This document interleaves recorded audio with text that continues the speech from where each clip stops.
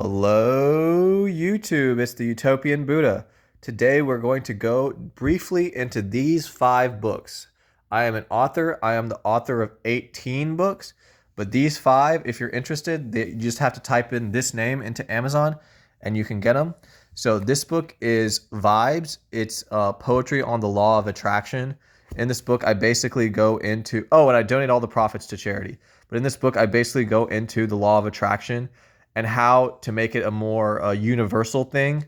There's just about 200 poems in this book.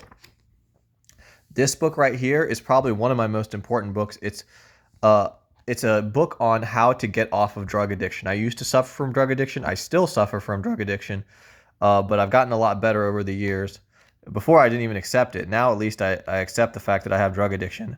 And so I use Star Wars philosophy to Yoda mode, if you guys saw that, to talk about how to get out of drug addiction. The fall into drug addiction is the fall into the dark side, and climbing out of drug addiction is the ability to find the light.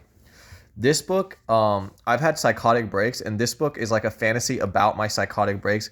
It's about a guy whose name is Unshu, my name, who has a messiah complex, who has a god complex, and it's a fantasy story about a guy who has a god complex.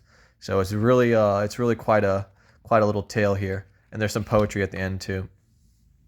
This book is called Revolutionary Dreamer on Saints and Heroes. I love the AI art, right? How beautiful is that AI art?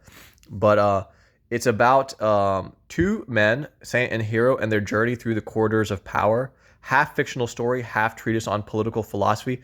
This work looks at the relationship between unchanging ideals and a messy changing political reality.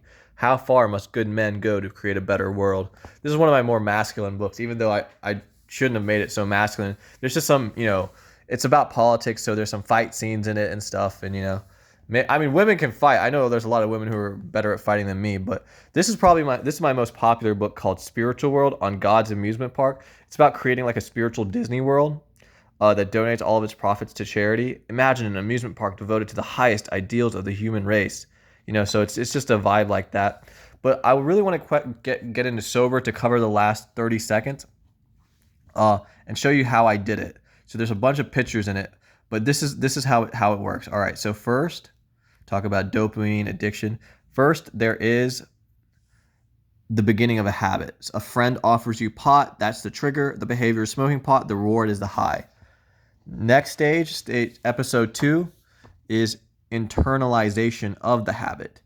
Inner craving, you go out and find pot now, and it's the same whole old high. The reward starts getting old. So there's that. And then there's the complete immersion in habit, where everything about your life is about pot.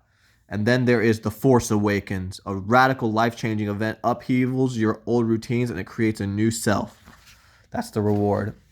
And then you go into how to weaken the habit loop, how to weaken craving. So if you have a craving, the trigger, the behavior, you should replace that with a conscious action, and the reward becomes joy, like meditation, and that weakens the habit loop. There's some more here. Then you can become the conscious Jedi. Your triggers are conscious choices instead of unconscious compulsions, and it's any good habit is your behavior, and the reward is joy.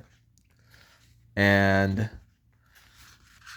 then you become Yoda. Then you go Yoda mode, saving the world, seizing opportunity, conscious choices, conscious habits, creative hobbies, good friends, Yoda mode. So there it is, guys. There it is. See you guys later.